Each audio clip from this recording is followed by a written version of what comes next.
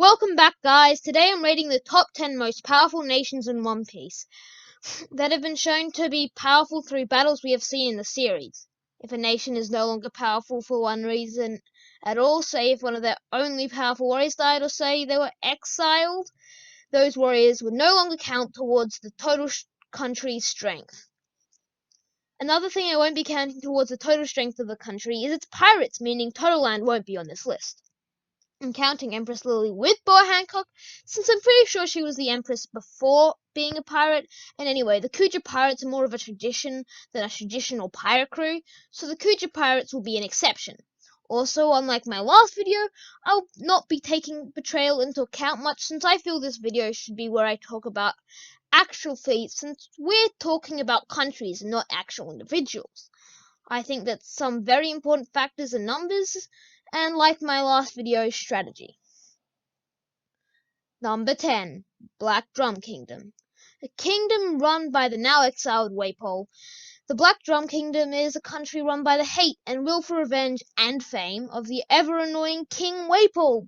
Built up from his toy empire, he now once again controls the country. With no actual known fighters other than him, Chess, and Kuro Marimo, surprisingly, this still gets them on the list, which will probably change within a year, and you guys could probably easily find a stronger One Piece nation. However, the two main kingdoms that we have seen in the series so far that aren't on the list are the regular Drum Kingdom and Goa Kingdom, so no other country is taking them lower than the number 10 spot this time. Number 9. Alabaster Kingdom. One of the favorite countries in One Piece, this country is home to many fan favorites, including Vivi, Koza, and King Cobra. But this country is far from all popular, with probably its 5th most powerful combatant, strong enough to gain the rank of Miss Wednesday in Baroque works. The way I see it, Vivi equals Chess, Koza is better than Kuma Ramimo, with both Chakra and Pell being stronger than Waypole. And then if you factor in Igaram, I mean, wow, these guys trash the Black Drum Kingdom. And know how I said we're factoring numbers? Well, this country is at least a million combatants, with at least half of them joining the Royal Army. And considering it's been 2 years since we last saw Vivi fight, well, she's probably a lot stronger by now. So this nation could probably beat 5 Black Drum Kingdoms. Number 8. Pradhans Kingdom. The kingdom that has a weapon better than any firearm. Its king.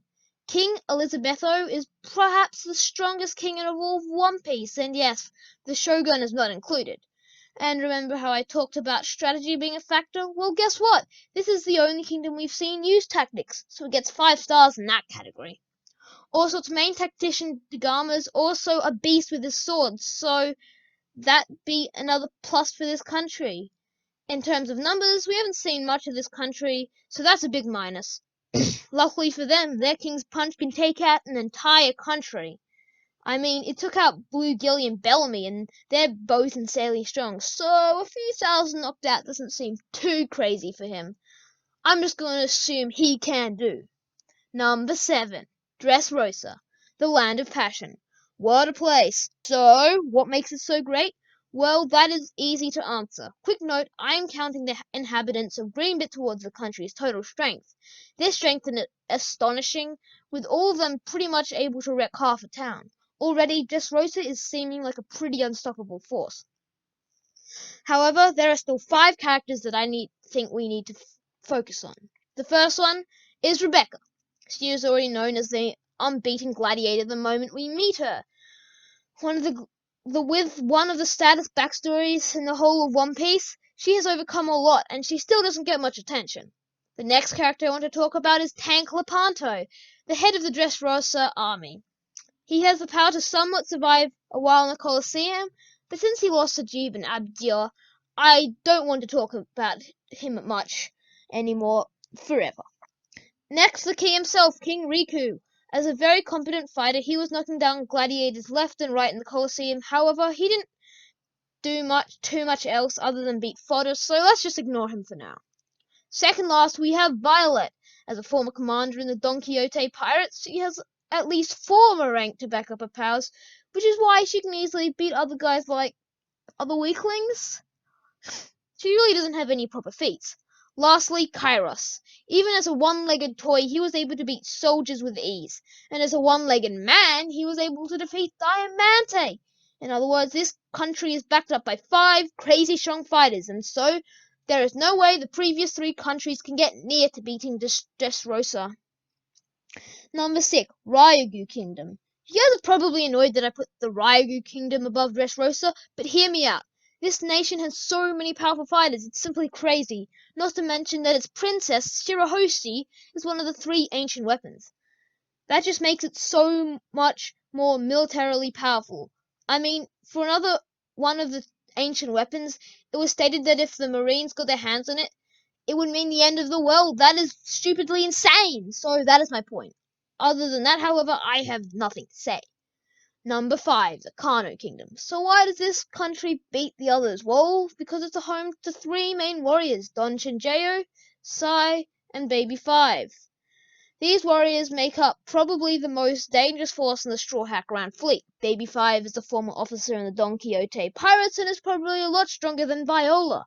Next we have the old legend Don Chinjayo, and I am struggling to get how other guys like Kairos or, yeah, those people can beat him. Garp struggled with him. He trained by destroying 5 mountains just to warm up before their duel. Next up, we have Boo, who was quite easily able to defeat Kelly Funk. Because of how easily he lost to Kelly and Bobby, though, I don't think that he's that strong. Finally, we have Sai, who is way stronger than any of the Don Quixote officers, meaning he is the final push for this country to get the number 5 spot. Number 4, Huija Kingdom. This is a kingdom run by none other than the Pirate Empress, Boa Hancock.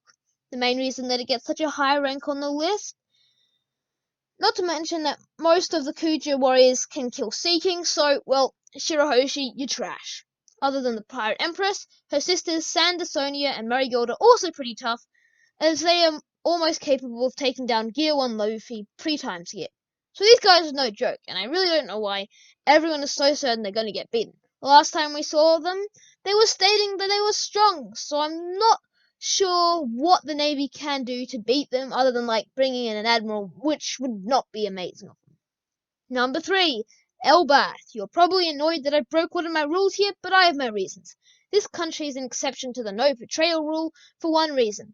Big Mom stated that she might have taken over the world if she had secured the alliance with the pirates of Elbath. That is no joke. They have to be strong, not to mention the fact that all of the giants that we have seen so far were crazy strong. In fact, the first giants we saw had bounties of 100 million berries each. We've also seen 2, at least, of the 10 or so giants in the Navy having the rank of Vice Admiral, not even including Saul. We only know the strength of maximum 12, maybe 13 or 14 giants, but they would all be unstoppable in the East Blue. Number 2, Germa Kingdom. Wow, Sanji's homeland getting the number 2 spot.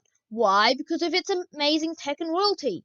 We have 5 main combatants, Reiju, Yonji, Niji, Ichiji, and Judge. All of them are about as strong as Sanji. On top of those 5 combatants, they have a clone army.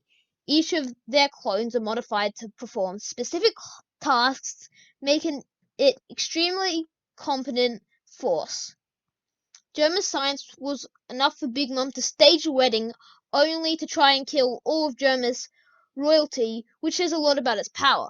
Also, the 5 of them destroyed an entire branch of Big Mom's forces with no struggle. They then proceeded to face off against another force of the Big Mom pirates with barely any struggle. They take the second place because of the pure numbers of Sanjis they have at their disposal. Number 1, Wano, the land of the samurai, gets the number 1 spot because of their sheer number of Zolos, and everyone knows Zolo's better than Sanji. I'm counting the Scabbards instead of Orochi, since the Scabbards are the real leaders of Wano. With 8 remaining Scabbards, let's look at their strengths in groups. Firstly, we have the Scabbards who travel to the future, Kinemon and Raizo. So far, they are seeming like Don Quixote officer-level warriors. I use the Don Quixote pirates a lot in this list, as they signify the base strength of most mid-level warriors in my point of view. Next up we have Okiku and Kamawatsu, the scabbards who could have any level of strength. We haven't seen much of them, but I think they are at least stronger than Raizo and Kinemon. Lastly we have Dogstorm, Cat Viper, Denjiro, and Ashura Doji. These four guys are like the hype team of Wano. They're all super strong and fast, and just generally crazy. They are able to go head to head with Yonko commanders, so these are the scabbards who will shape the war. Thank you guys for watching.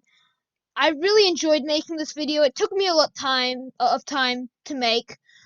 Just thank you guys for watching so much. It really helps me out. Please hit the sub button and the notification bell. I would be really thankful if you did that. So once again, thank you guys for watching, and I'll see you next time.